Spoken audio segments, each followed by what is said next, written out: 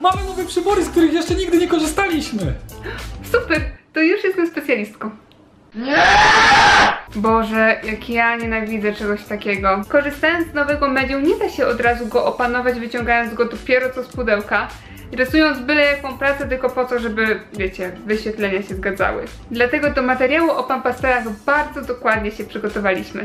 Więc mam nadzieję, że doceniacie nasze starania, dacie łapkę w górę i zasubskrybujecie kanał z dzwoneczkiem. O tym, że zaczynamy naszą przygodę z pampastelami, mogliście dowiedzieć się tak gdzieś 3 miesiące temu, przy okazji oglądając film o zakupach artystycznych. Przez ten czas pracowaliśmy naprawdę bardzo intensywnie, żeby dowiedzieć się jak najwięcej o tym medium, tak żebyśmy mogli przekazać Wam zalety, jak i wady. Przy okazji stworzyliśmy ogrom prac, które mam nadzieję, że umilą Wam oglądanie tego filmu, a jeżeli chcecie się im bardziej przyjrzeć, to zapraszam na Instagrama. Na pierwszy ogień poszło oko, ale zaczęłam rysować od tęczówki, która jest dość szczegółowa, dlatego musiałam rysować początkowo tylko i wyłącznie kredkami, ponieważ gdybym zastosowała bazę z pampasteli, to ten szczegół bardzo ciężko byłoby mi rysować. Tym bardziej, że to była taka moja pierwsza próba, więc za bardzo nie chciałam szaleć i ryzykować. Za to kiedy już przeszłam do skóry, no to tutaj właśnie pokryłam to bazą z pampasteli.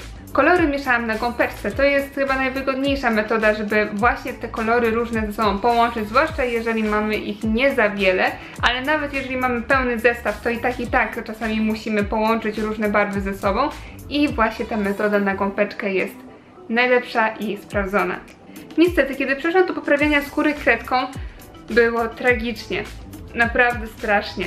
Było grudkowato, a docisk, który zazwyczaj przy kredkach potrafił zdziałać cuda, tutaj nie działał. W końcu warstwa pampasteli była zupełnie inna niż struktura kartki i przez to kredki działały zupełnie inaczej niż zazwyczaj. Zwłaszcza gdy kredki mają wosk, a mowa tutaj jest oczywiście o Prismacolor Premier, których zdecydowanie nie polecam do pampasteli. Skóra troszkę mi wyszła taka pomarańczowa, ale jakoś podoba mi się ten efekt w tym przypadku. Całe szczęście jakoś to pasuje. A to potwierdza drugi rysunek, który wykonałam specjalnie na Wielkanoc. Króliczka w jajku, który no nie jest jakiś strasznie zły, ale mogłoby być lepiej. Wiedziałam, że muszę przetestować te pastele z jakimiś innymi kredkami i postawiłam na karandasz Luminance, które niestety są bardzo drogimi kredkami i mało wydajnymi, ponieważ strasznie szybko się zużywają i myśląc o tym, że mogłabym sobie te kredki troszkę zaoszczędzić, dając bazę główną z pampasteli, a wykańczając ją kredkami, wydawała się bardzo obiecująca. Pod koniec tego filmu omówię jeszcze kwestię kosztów i sensowności kupowania pampasteli. Dowiecie się, czy warto kupić ten kolejny dość drogi produkt artystyczny i czy rzeczywiście jest on w stanie obniżyć nam troszkę koszta naszej pracy. To przejdźmy do tych konkretnych rysunków i pierwszym motywem był Pikachu, który właściwie zapoczątkował naszą nową serię realistycznych Pokémonów. I rzeczywiście te kredki zdały egzamin, co nie oznacza, że wszystko od razu mi wychodziło. No, tak dobrze to nie ma. Na samym początku zrobiłam właśnie tą bazę z pampasteli, zamalowałam dosłownie całą kartkę, a potem zastanawiałam się, jak ja mam to rysować kredkami tak, żeby tego wszystkiego nie rozmazać. Jestem przyzwyczajona do tego, że kładę rękę na rysunku, ponieważ kiedy rysuję kredkami, to mi się one w ogóle nie rozmazują, a tutaj te pampastele strasznie brudzą, więc koniecznie, jeżeli chcecie w ten sposób rysować, to musicie podkładać jakąś kartkę czy kalkę pod rękę. Bez tego ani rusz. No, ale tutaj jakoś sobie poradziłam, jakoś go narysowałam, miałam często rękę w powietrzu i się udało bez ofiar. Całe szczęście. Przy okazji to było troszkę takie wyzwanie, ponieważ Pikachu jest żółty, a żółte kredki strasznie nie lubią się blendować z jakimikolwiek innymi, zwłaszcza jeśli to jest brąz czy zieleń, a wiadomo, że takie potrzebuje do stworzenia cieni i często daje nam to bardzo brudny i nieestetyczny efekt. Niestety tutaj było dokładnie to samo. Nie ma różnicy, jakimi kredkami się rysuje, po prostu ten żółty to jest jakiś przeklęty. Do tego, jeżeli chcemy, żeby faktycznie w naszym rysunku było widoczne futro i żeby wyglądało to jak najbardziej realistycznie, musimy mieć cały czas naostrzoną kredkę tak, żeby był ostry szpic, ponieważ jeżeli ten rdzeń jest bardziej starty, to wychodzi nam bardzo taka krzywa, grudkowata kreska, która już tego fajnego efektu nie daje. Więc jakby nie patrząc, to jest trochę takie dłubanie w miejscu, ale jeżeli się do tego przyłożymy, zrobimy to powoli i z cierpliwością, to zdecydowanie nam się to opłaci. Ostatecznie Pikachu prezentuje się tak. To teraz przejdźmy do następnego Pokemona. Dalej jestem przy tematce futerka, jednak z inną kolorystyką. I byłam na tyle cwana, że uznałam, że tym razem tło zrobię na końcu, żeby właśnie się tak strasznie nie męczyć. Eevee rysowałam dokładnie tak samo. Najpierw baza z Pan Pasteli, potem kredka oczywiście mocno naostrzona, tak żeby stworzyć te futerko, żeby były widoczne kreski, żeby była cały czas faktura. Przy okazji brązy są o wiele wygodniejsze do rysowania, no i efekt jest o wiele czystszy. Jeżeli nie jesteście wprawieni w kolorach i jest to wasza pierwsza przygoda z rysowaniem włosa, sierści, po prostu faktury tego typu, to polecam wam wybrać brąz albo rudy, ponieważ jest to najwygodniejsze do kolorowania.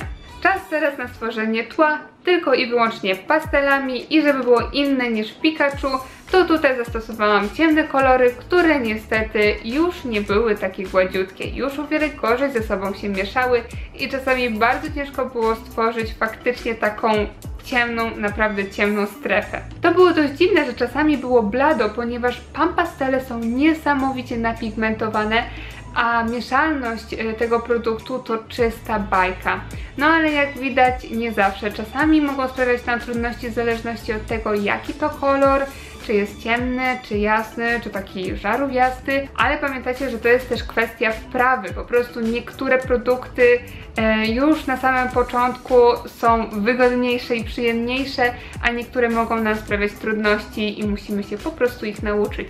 Jednak to nie był największy problem, bo schody zaczęły się, kiedy miałam dociągnąć te tło do samej Eevee. Brzegi, które były wykonane kredką, uniemożliwiły mi dotarcia pastelą do niej. To wygląda troszkę tak, jakby wokół niej stworzyła się taka niewidzialna obwódka, która przy okazji jeszcze zniszczyła strukturę Pan Pasteli, ponieważ wszystko wokół wygląda tak brzydko. Więc z tym rysunkiem dowiedziałam się, że kiedy rysujemy Pan Pastelami, to lepiej jest już na samym początku w strategicznych miejscach rozplanować kolory, a nie wykańczać wszystko kredką, a potem dodawać jeszcze pastele, po prostu to nie zdaje egzaminu.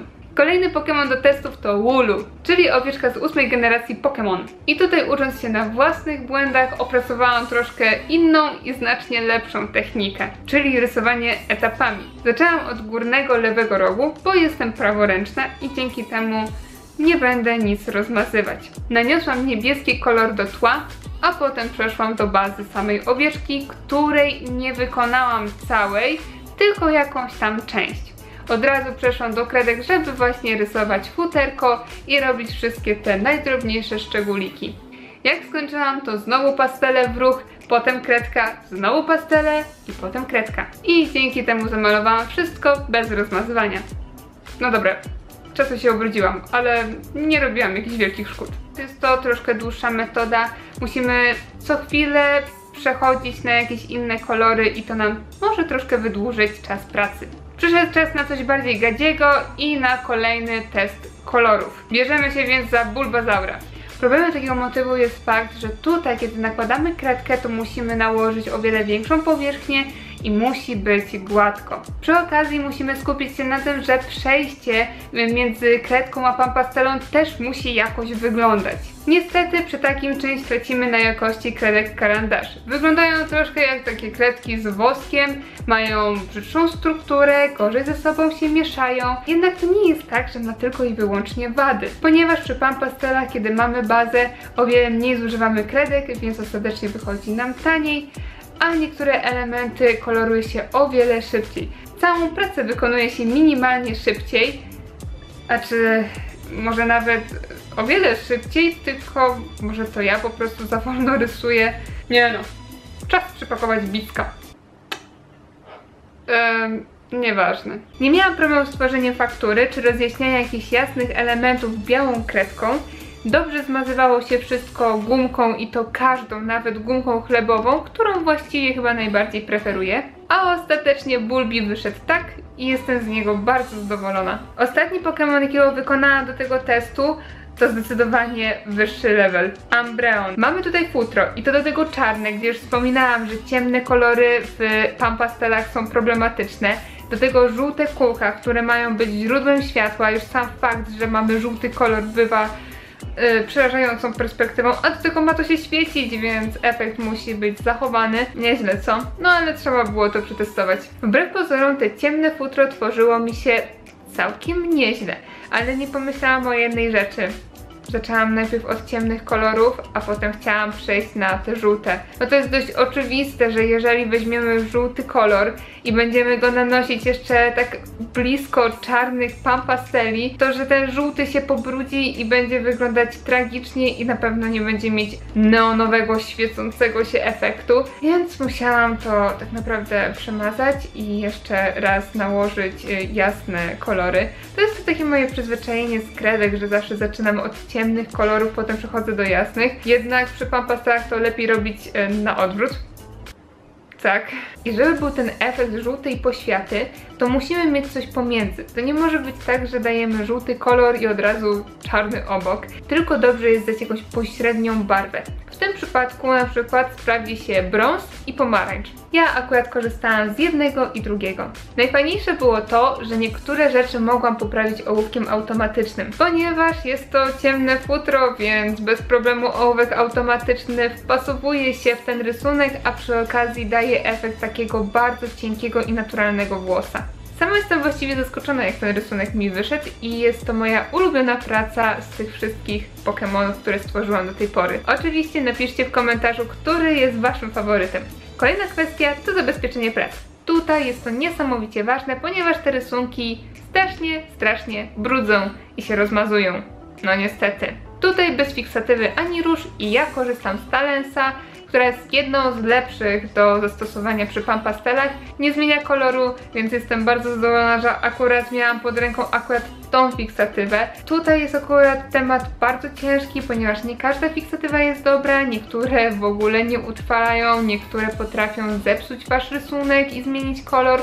Pamiętajcie tylko, że nawet jeżeli użyjecie takiego Talensa, to nie stworzy wam jakiejś ekstra mocnej skorupy, która nie ruszy wam pracy, no ona dalej będzie brudzić. Jeden akurat dobry motyw jest taki, że kiedy korzystamy z bazy, a potem z kredki, to ta kredka powoduje, że zabezpiecza na ten rysunek i dzięki temu on się nie będzie rozmazywać.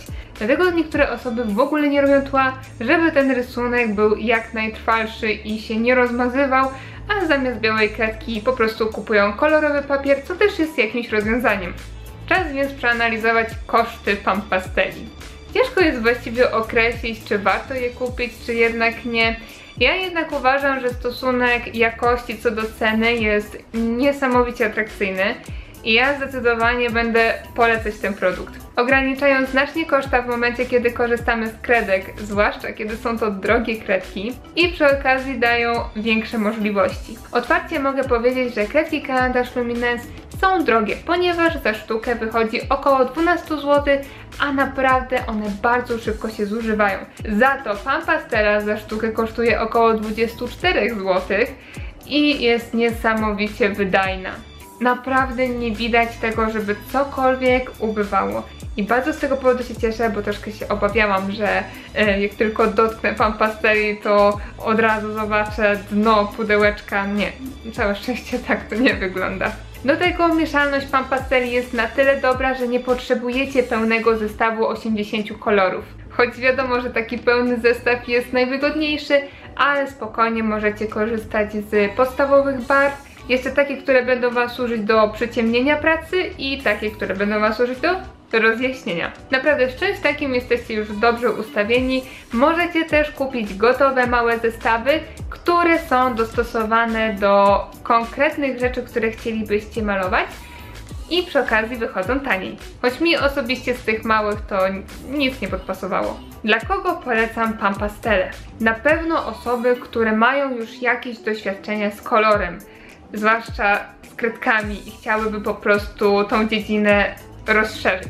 Świetnie sprawdzają się do zwierzaków. Osobiście już nigdy nie będę rysować jakiegoś futerkowca samymi kredkami. Zawsze teraz baza moja będzie z pasteli, a wykończenie kredkami.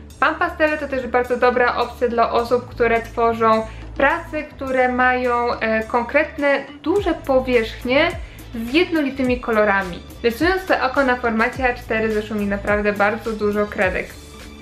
I to na samą skórę. Aż mnie troszkę zabolało, jak zobaczyłam, że zeszła mi prawie połowa jasnej brzoskwini. I właśnie w takich momentach Pan Pastele ratują życie i sprawdzą się również do portretów.